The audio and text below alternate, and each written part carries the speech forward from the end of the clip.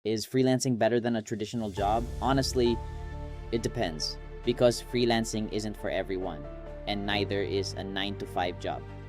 Kung gusto mo ng stable paycheck every month, company benefits, paid leave, at predictable na schedule, then a traditional job might be the better choice at walang mali doon.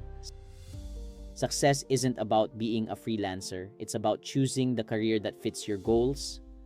Pero kung gusto mo ng flexibility, mas mataas na income potential, freedom to choose your clients, at opportunity na mag-build ng sariling business, then freelancing can be a great path.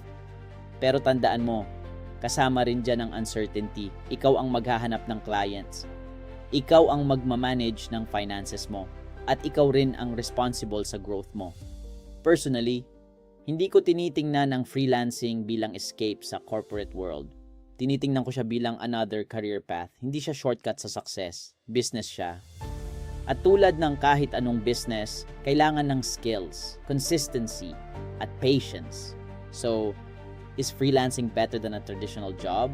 For some people, yes. For others, no. Ang importante, piliin mo ang path na aligned sa lifestyle, goals, at priorities mo. Because success isn't about where you work. It's about the life you're building. I'm Chris. Follow for practical freelancing and online business tips that help you land clients and grow your income.